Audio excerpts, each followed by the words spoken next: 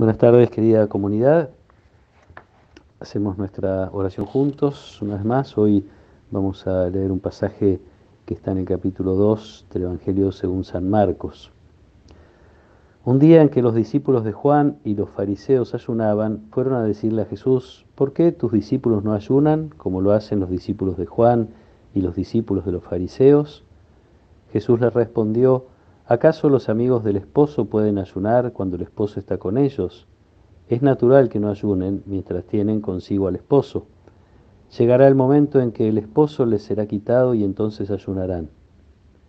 Nadie usa un pedazo de género nuevo para remendar un vestido viejo, porque el pedazo añadido tira del vestido viejo y la rotura se hace más grande.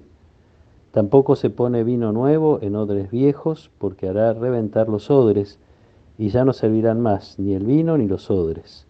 A vino nuevo, odres nuevos. Palabra del Señor. Jesús es cuestionado una vez más, no se dice en esta oportunidad quién es el que hace la pregunta, pero se lo cuestiona por no respetar una de las prácticas religiosas más importantes de su tiempo, que es el ayuno. Los fariseos ayunaban 2 veces a la semana, muchas veces para nuestra costumbre. Habían aprendido que de esa manera se aceleraba la llegada del Mesías y de su reino. Jesús hace uso una vez más de una figura que ya la veíamos ayer en el Evangelio de Juan, que es la de las bodas, en las cuales Jesús en esta oportunidad se presenta como el novio. Él es el esposo, sus discípulos son los amigos, invitados a la fiesta del reino, y de alguna manera nos hace ver que ese reino ya está presente. El esposo está con ellos, no hay que ayunar para que venga el Mesías ha llegado. Entonces, con 2 parábolas muy cortitas y muy significativas, está diciendo Jesús que lo que trae es algo absolutamente nuevo, que es imposible llenar viejas expectativas. De hecho, podríamos también decir que Jesús no hace esfuerzos para renovar la sinagoga o el culto. Sencillamente, aunque no es poco, lo que está haciendo es iniciar algo absolutamente nuevo. Empieza una nueva comunidad con estos discípulos que ha reunido, empieza algo distinto, absolutamente distinto de lo que era la religión hasta ese momento, en las prácticas, en los ritos, etcétera. Enseña cosas muy diferentes. Y esta iglesia que empieza con los discípulos sigue teniendo a lo largo de la historia problemas muy parecidos. De hecho, si Marcos recuerda esto a su comunidad, es porque todavía en las primeras comunidades hay algún resquemor respecto de los cristianos que no respetan las tradiciones judías. Incluso podemos recordar, seguramente San Pablo dedica muchas reflexiones y muchos comentarios respecto de este tema en algunas de sus cartas. Escribe mucho también señalando la necesidad de dejar a un lado aquellas viejas costumbres y tradiciones. Los que abrazan el cristianismo, los primeros discípulos, no tienen, sobre todo los que vienen del paganismo, no tienen necesidad de hacer todo el camino del Antiguo Testamento con esas prácticas, la circuncisión, el ayuno, etc.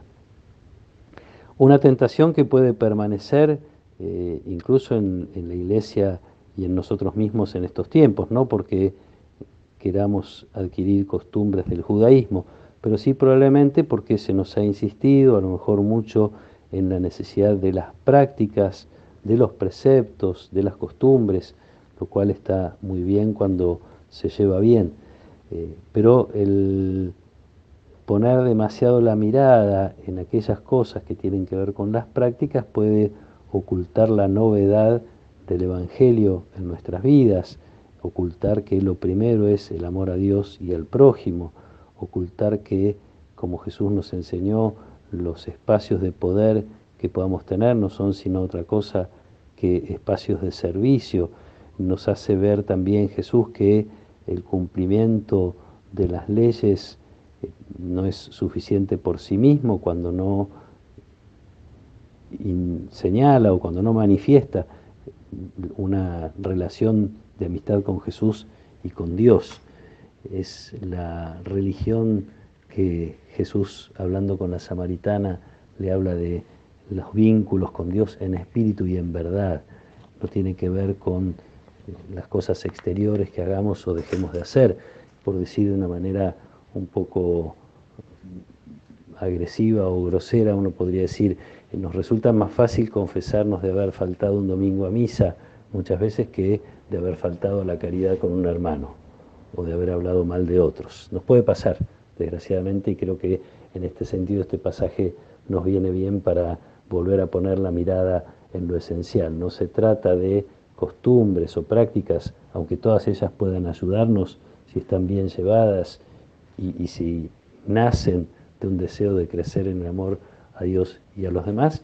No se trata básicamente de eso. La vida del Evangelio se trata, en definitiva, de ir haciendo realidad en nosotros el proyecto que Jesús presenta en las bienaventuranzas, la manera de vivir de Jesús.